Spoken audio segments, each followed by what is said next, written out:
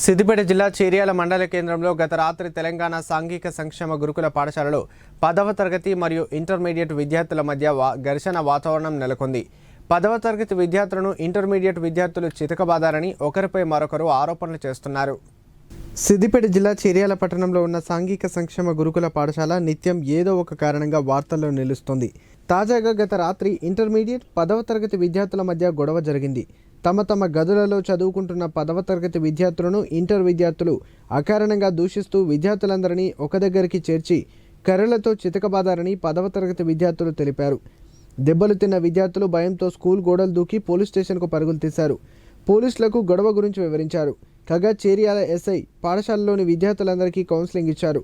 బంగారు భవిష్యత్ కోసం విద్యాలయాలు ఉన్నాయని వాటిని సరిగ్గా ఉపయోగించుకోవాలని నచ్చజెప్పారు.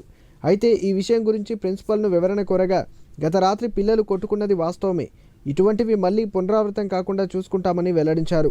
అలాగే దాడికి పాల్పడిన పిల్లల్ని వారి తల్లిదండ్రులను పిలిచి టీసీ ఇచ్చి వేరే స్కూల్కి పంపించడం జరుగుతుందని తెలిపారు.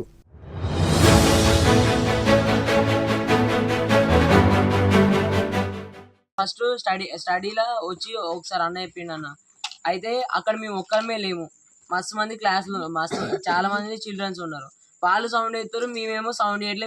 మేము కూడా సౌండ్ వేసినా కానీ లైట్ సౌండ్ వేసుకుంటే మా వర్క్ మేము చేసుకుంటాం. మాకు ముందే ప్రాజెక్టులు ఇవన్నీ ఇచ్చారు, చేసుకుంటాం. అవి చేసుకుంటా అంటే ఫస్ట్ ఒక అన్న వచ్చి చెప్పిండు. ఆ తర్వాత మేము సైలెంట్గానే ఉన్నాం. తర్వాత హౌస్లో పోగానే మేము హౌస్లో పోయినామన్న. ఫస్ట్ హౌస్లో పోకముందే క్లాస్లోనే అందరు పోయిన తర్వాత 5 minutes ఆమన్నారు. 5 minutes అయిన తర్వాత అందరు ఇక డైరెక్ట్ స్కూల్ మొత్తం ఖాళీ అయిన తర్వాత 5 minutes తర్వాత అన్న పేరు వినయ్. అన్న వచ్చి ఏమన్నాడంటే, మీరు అందరు హౌస్లో అడుగురా అన్నాడు. అంటే కట్టెలు పట్టుకొని వచ్చిరన్న. వాళ్ళకి అసలు కట్టెలు పట్టుకొని వచ్చిరు, మమ్మల్ని తీసుకొని సెకండ్ ఇయర్ అన్న. సెకండ్ ఇయర్ వాళ్ళ హౌస్లో పోయారు. హౌస్లో మమ్మల్ని తీసుకొని పోయారు. 10 minutes అందరినీ గ్యాదర్ కావాలని చెప్పారు. అందరం గ్యాదర్ అయిన తర్వాత ఏమైందంటే ఇక మమ్మల్ని చూసిర్రు, అందరిని ఒక దగ్గర బ్యాక్ సైడ్ పోమని చెప్పిర్రు. ఇక మమ్మల్ని బర్లకన్నా మనం కొట్టిరు అన్న. మరి అంత మా పేరెంట్స్ కూడా కొట్టరు. మళ్ళీ ఏం బీకలేరు, నువ్వు ఎవరు చెప్పుకుంటావు ఎవరేం బీకలేరు అన్నట్టు మాట్లాడారు అన్న.